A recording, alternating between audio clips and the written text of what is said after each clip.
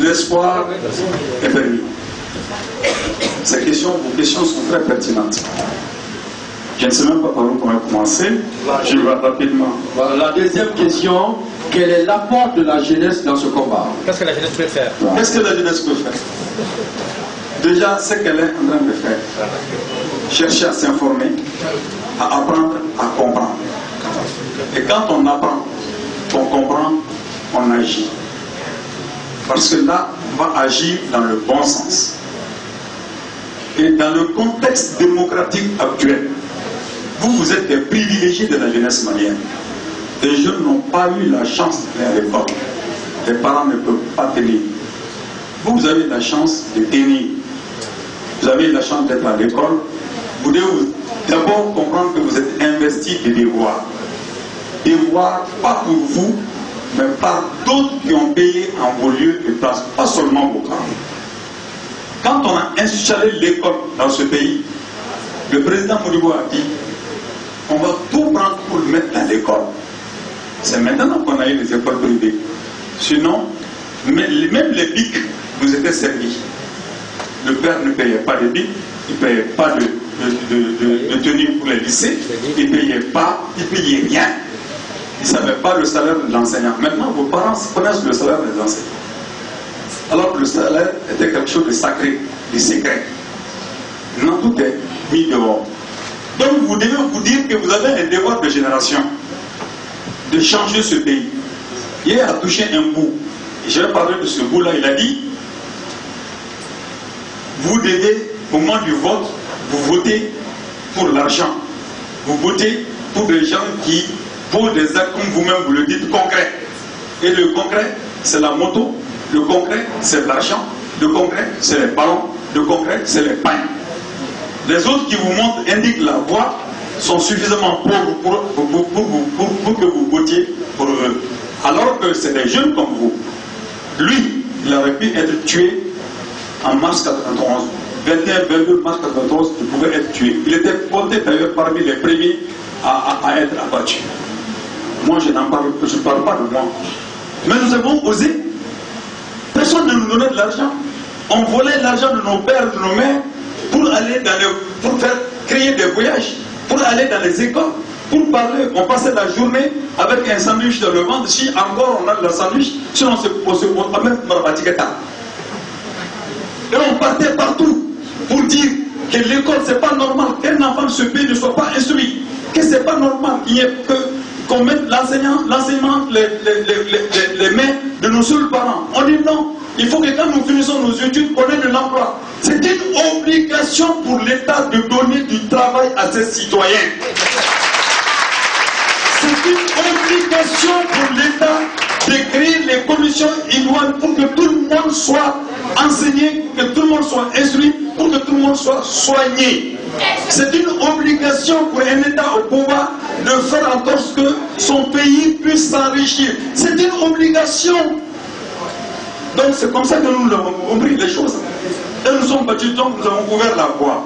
200 morts, il y a eu 208 morts, 715 blessés. Mars 91, bilan. Ce que nous avons obtenu là-dedans, qu'on vous a ligué, parce qu'on ne peut plus parler des autres, tout a été mis en question. Tout ce qu'on vous a légué, c'est avoir la possibilité de jouir de votre liberté, de choisir celui qui va diriger votre commune, de choisir celui qui va diriger votre assemblée, de choisir celui qui va diriger votre république. Cette liberté acquise par le sang et la sueur vous a été donnée. Qu'est-ce que vous en faites? Bon usage, on vous a demandé. Ceux qui sont morts vous ont demandé bon usage. Mais vous êtes tombés, dans la plupart du temps, dans l'indifférence. Je m'en fous. Je ne suis pas dans la politique. Vous êtes tombés dans la corruption. Celui qui me donne, je vote pour lui. Vous êtes tombés dans l'insouciance. Et ceux qui, avec nous, ont combattu ou ont profité de notre combat, une grande partie est tombée dans l'enrichissement et la liquidation de l'économie nationale. Ceux qui résistent à tout prix à cela sont considérés comme des extrémistes, des extrémistes, des extrémistes, des aigris, des hassidis, des Niango, de tout ce que vous voulez. Donc il s'agit pour vous, si vous voulez faire quelque chose, d'essayer de voir cela. Pour la Libye, de comprendre déjà qu'il faut dire que Macron n'a qu'à arrêter ses déclarations farfelues, telles qu'il a fait au Burkina Faso. J'avais honte. J'avais honte. Et en même temps, quand j'entendais les étudiants burkinabés parler, je dis j'avais encore honte. Le niveau n'était pas au rendez-vous. Honnêtement, le niveau n'était pas au rendez-vous. Mais est-ce leur faute? Franchement, ce n'est pas leur faute. Quelque chose n'est pas ta faute, mais tu dois quand même faire des efforts. Alors, faites des efforts pour que vos fautes la faute des autres soit plus visible. Sinon, les autres se cacheront derrière votre faute. Donc, que Macron arrête. Que Trump arrête. Que les Allemands et tous ces gens-là, qu'ils arrêtent de faire croire qu'ils sont la solution, ils sont le problème. Maintenant, la lâcheté des chefs d'État africains n'est plus à démontrer, cher ami. Ils sont d'une lâcheté. Et leur lâcheté est en complicité avec leur enrichissement illicite. Ils ont pensé à eux-mêmes. Ce qui explique. Parfois, ils jouent aux lâches pour leurs intérêts, mais réellement, parfois, ils sont lâches. Ça, c'est clair. Pourquoi? Prenez le cas du Mali. Yaya a dit les sociétés et entreprises publiques du Mali ont été liquidées. Ils les ont liquidées. Maintenant, ils chassent les paysans de leurs terres, puisqu'ils ont amassé de l'argent en liquidant les sociétés et entreprises publiques. Ils sont enrichis, ils ont déposé leurs comptes bancaires à l'extérieur, ils ont construit des maisons à l'extérieur du Mali. L'argent qu'ils ont, avec cet argent-là, ils veulent maintenant investir dans la terre et dans le sol et dans le sous-sol. Ils ont créé des demandas. Ils achètent des machines, ils envoient à des gens pour avoir de l'argent.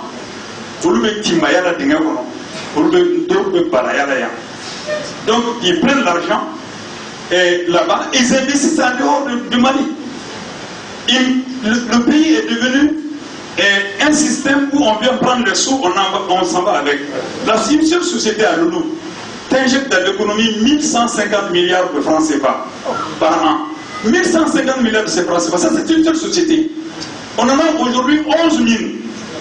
Et nous avons un budget de 2000 milliards, 3000 milliards, 2000 milliards, 2000 milliards de francs CFA. Hein? 2000 milliards de francs CFA. Alors que nous avons une seule mine qui te met 1150 milliards de francs CFA. Alors comptabilisons 10 mines. Mettons que ces 5 mines devraient donner 500 millions de francs CFA. Et 500 000 milliards. 500 000 milliards. 500 millions. 500 milliards. Multipliez ça par 10. Vous avez 5 000 milliards de francs CFA. Ce qui dépasse arrêter le budget national. Tel qu'on nous le présente. Vous avez également notre coton qui donne entre 300 milliards à 600 milliards de francs CFA dans le budget. Nous n'avons pas, quand on fait rentrer véritablement les fonds dans ce pays, nous n'avons pas moins de 10 000 milliards de francs CFA de budget. Mais si vous prenez même les 2000 milliards de francs CFA de budget, vous allez vous rendre compte que ces milliards-là ne sont pas investis dans les secteurs comme l'agriculture, comme l'élevage. Si elles sont investies dans le corps, vous allez trouver que presque 70 à 75% de cet argent investi dans le corps se trouve dans le budget, être le budget de fonctionnement. Que d'améliorer la qualité de l'enseignement par quoi? Par bien entretenir l'enseignant, créer un cadre pour que l'enseignant puisse réfléchir sur la problématique, sur la pédagogie, à améliorer progressivement. Mais cet argent-là va dans le budget de fonctionnement. Bon, donc vous voyez la responsabilité. Mais en réalité, quand on dit c'est nous-mêmes, moi très souvent je suis un peu partagé vers ce nous-mêmes-là. Je ne suis pas très d'accord. Je dis simplement sur le système capitaliste. Parce que ce type de dirigeants, les dirigeants qui ont pu prendre le pouvoir en Afrique ici, ils l'ont pris avec justement le soutien du capital financier international. Sankara a été liquidé pour les transformations qu'il a voulu faire au Burkina Faso. Modibo a été liquidé, d'abord son économie a été injectée pour pouvoir le rendre impopulaire, Modibo. Sékou Touré, on a tout fait pour le rendre impopulaire, pour arriver à leur destruction ou à la destruction de leur pays. Maintenant, nous, Ça, c'est une réalité. On doit dire oui, c'est une réalité qui est liée au système de développement économique et social. Maintenant, nous, qu'est-ce que nous devons dire? Ça, c'est une réalité. Mais nous devons réfléchir pour échapper à cela. C'est ça notre responsabilité. Notre responsabilité, c'est de sortir de cette situation et de trouver les astuces nécessaires pour le faire. Comme on le dit, Koni, imanya sayako, monebode gabo. Ni sayabe fambe fait, monebode gabo. Bon, monebode, ni monebode on boira. On est bien dans la ligne de maïs jamana corona. Nous voyons monebode. D'abord, il y a monebode. Sankara est monebode. Bon, maintenant, non pas faire. Robert Mugabe est monebode. Robert Mugabe est monebode. Contrairement à ce qu'on essaie de mettre dans votre tête, tous les dirigeants africains qui ont été des gens sérieux, on les a, qu'est-ce qu'on fait? On fait tout pour les défigurer, ternir leur image. Et quand ils meurent, après on veut que les Africains se retournent toujours vers ceux qui sont morts. Toujours vers ceux qui sont morts. Donc maintenant, ce que vous devez faire, c'est une lecture claire et précise de votre histoire, mais ouvrez les yeux pour voir la réalité de ce qui se passe dans votre pays. Les hommes seront toujours les dupes naïfs des uns et d'eux-mêmes en politique, tant qu'ils ne chercheront pas à savoir derrière les phraséologies, les promesses religieuses, les intérêts de telle ou telle classe. Au nom de quelle classe tu parles? Ça, c'est une citation des grands hommes politiques et qui est comme une boussole pour moi, pour juger les gens dans leurs propos, dans leur façon de faire sur l'échiquier national.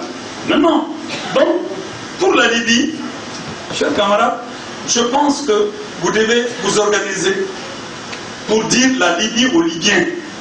La Libye n'est pas les mains des Libyens. La Libye aux Libyens, Haftar doit rentrer pour unifier l'armée libyenne. Saïf Islam doit rentrer pour se présenter aux élections en Libye. Dites à la communauté internationale que c'est elle qui est responsable, que Cameroun que Macron est responsable, que Trump est responsable, et qu'ils sont aussi criminels, que les criminels qu'ils protègent comme étant les milices en Libye. Et comme on le sait très très bien, si au nom de leurs droits de l'homme, ils n'ont qu'à laisser les Libyens décider de leur sort. Et je vous assure que si la communauté internationale lève le pied, elle ne lèvera le pied que lorsque toute l'Afrique va bouger pour la pointer du doigt. Au lieu d'aller pointer les ambassades libyennes du doigt, pointons ceux qui entretiennent les milices du doigt. Sachons d'abord que c'est les milices et qu'elles font pour avoir de l'argent et en même temps ils aident la communauté internationale à consommer calmement l'argent de Kadhafi qu'ils ont mis qui sont dans leur banque et à exploiter le pétrole libyen pour leur seul compte. Si vous démasquez ça, qu'on démasque ça, on peut faire un grand front de mouvement contre ces pratiques-là et rendre l'Europe responsable de l'esclavagisme. Le reste, c'est contre notre société, on gère. Alors donc, maintenant, pour ce qui concerne, il y a une question